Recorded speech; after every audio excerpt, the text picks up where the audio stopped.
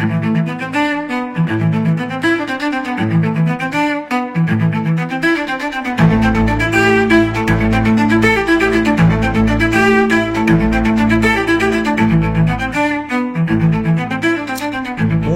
mais écoutez, oui, je l'aime bien, j'ai le droit de l'aimer.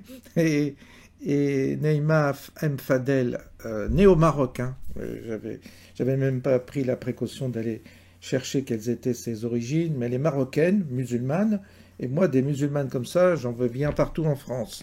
Avec ce tempérament et ce franc-parler, ça fait toujours du bien. Et puis surtout, une expression simple, à la portée.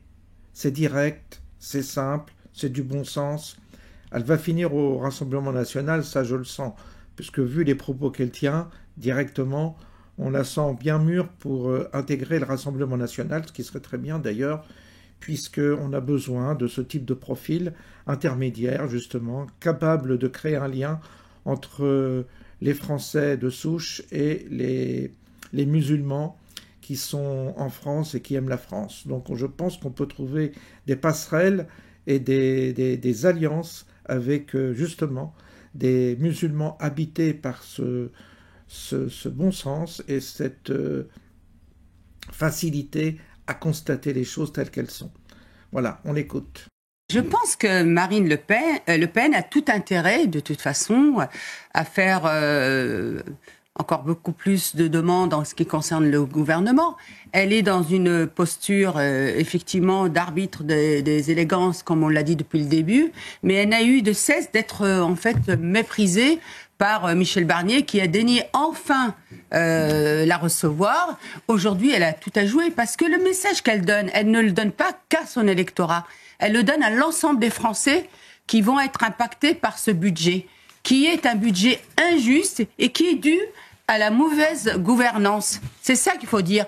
Et on a, j'allais dire un peu comme ça, comme un père de famille, c'est-à-dire qu'à un moment, vous gérez un budget familial du mieux possible et que si vous faites des erreurs, eh bien vous demandez quand même pardon. On n'a pas eu de demande de pardon aux Français. Et quand vous voyez aussi que le Sénat est en train d'aller dans une pléthore de taxes jusqu'à un retour de l'ISF, vous vous dites, mais où habitent aussi les LR? Là, les LR, ils ont oublié où ils habitaient, parce qu'ils sont en train de faire ce dont rêvait notamment la gauche.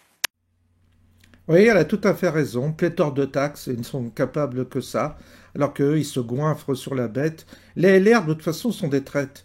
Il ne faut plus faire confiance aux LR, il faut les effacer. Il ne faut jamais voter pour ces gens-là. Ils sont pires que tout.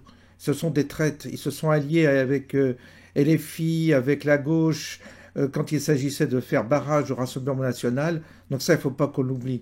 Non, franchement, ces LR, je me dégoûte de plus en plus. D'ailleurs, mon député m'a dit qu'ils étaient méprisants. Dans notre secteur, quand il y a un LR qui est présent, il ne veut pas rencontrer du tout son collègue député Rassemblement national. Ils sont méprisants, même sur le terrain, il me l'a confirmé. À la rigueur, ils sont beaucoup plus méprisants en plus que la gauche ou l'extrême gauche. Pour vous dire que les LR sont des bourgeois, des planches pourries, et c'est les pires en fait. Voilà, c'est des traites, c'est les gens qui nous ont trahis pendant toutes ces années. Tout ce qui nous arrive, c'est de leur faute. Et ils veulent nous le faire payer encore. C'est scandaleux.